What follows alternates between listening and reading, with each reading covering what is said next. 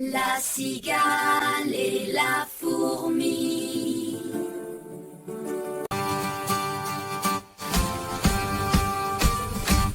Il était une fois, dans une forêt, lors d'un bel été, des animaux, des oiseaux et des insectes, qui vivaient ensemble, en belle harmonie. Ils mangeaient et jouaient paisiblement. Ils étaient heureux et profitaient du beau temps. Pour la paresseuse cigale, tous les jours se ressemblaient. L'insecte passait son temps à chanter, en jouant du violon, étendu sous un arbre. Les racines des herbes étaient son repas préféré. Elle était gourmande. Après ses repas, elle jouait du violon. Oh, quelle belle journée, la la la la la. Je chante des chansons avec mon violon, je ne connais pas les paroles. Soudain, elle cessa de chanter. Elle entendit des pas, et, elle écoutait attentivement. Elle grimpa un arbre pour mieux voir l'origine du bruit. À cet instant-là, elle vit une longue file de fourmis. Elles étaient disciplinées, et elles marchaient en rang comme des soldats. Chaque fourmi portait sur son dos une graine plus grande qu'elle. La cigale sauta à terre et se mit à regarder les fourmis sans comprendre ce qui se passait. Je ne comprends pas ces fourmis, elles travaillent tout le temps.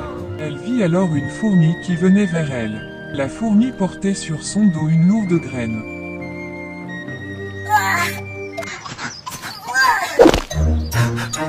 Et la fourmi posa la graine par terre. Elle avait grand besoin de se reposer.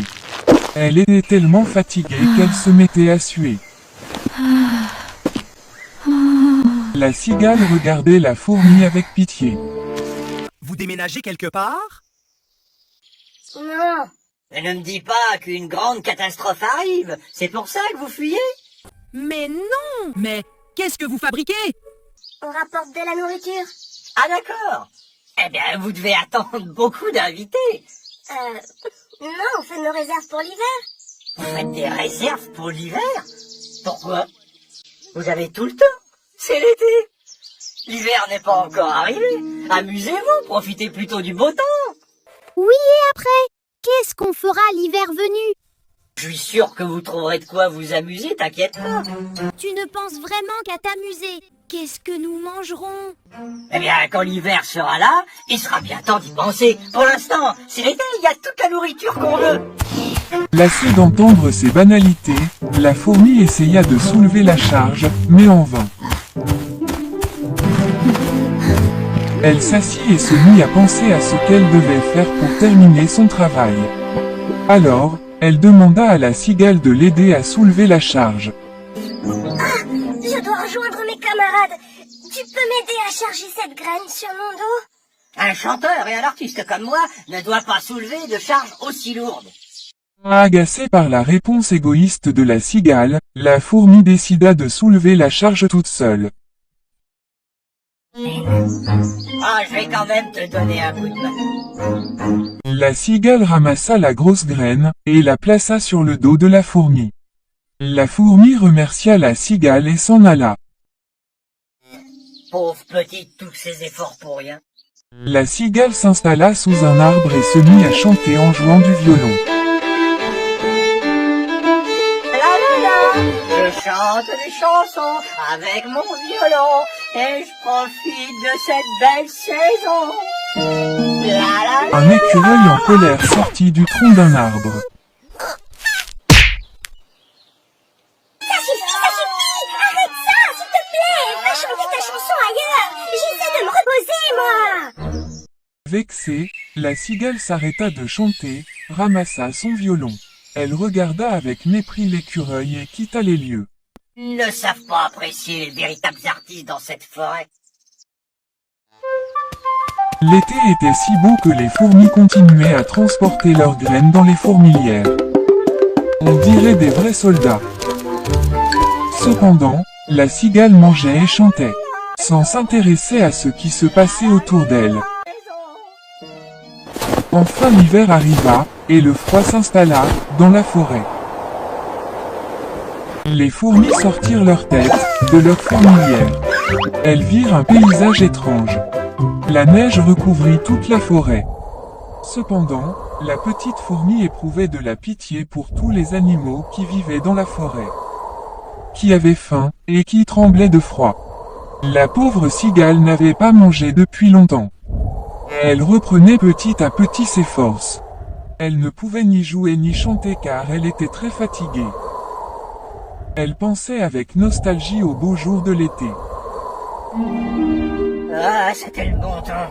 On trouvait de la nourriture. J'avais le ventre toujours plein, j'étais heureux. Soudain, elle se rappela les beaux jours de l'été où les fourmis transportaient de la nourriture. Elle pensa aussi à la petite fourmi. Elle aurait dû ne pas se moquer d'elle. Elle se demandait si elle accepterait de l'aider et lui donner de la nourriture. De toute façon, c'était trop tard d'éprouver du remords. Il fallait trouver un moyen de rester en vie. Oh, le moment de faire le fier. Je dois trouver le nid des fourmis et leur demander de l'aide. La cigale se dirigea vers la fourmilière. Elle entendit des voix qui provenaient de l'intérieur. Quand elle arriva devant la porte, elle appela. Il y a Quelqu'un? Aidez-moi s'il vous plaît! Qui est là? C'est moi, la cigale! Laissez-moi entrer s'il vous plaît! Une cigale paresseuse qui a passé tout son été à chanter. Je pense qu'elle nous appelle parce qu'elle a faim. À cet instant-là, la fourmi se souvient du coup de main que lui avait donné la cigale. Ils ramassèrent la cigale malade et la transportèrent à la fourmilière. La cigale se rétablit rapidement, car les fourmis s'étaient bien occupées d'elle. La cigale remercia la reine et les fourmis. Et alla trouver la petite fourmi. J'ai été très injuste avec toi. Tandis que tu travaillais durement, j'ai passé l'été à jouer de la musique.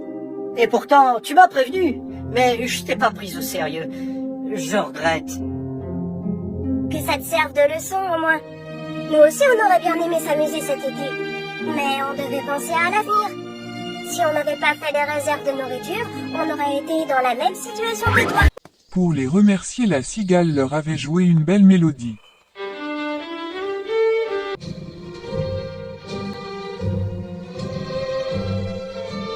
Quiconque travaille sera récompensé un jour.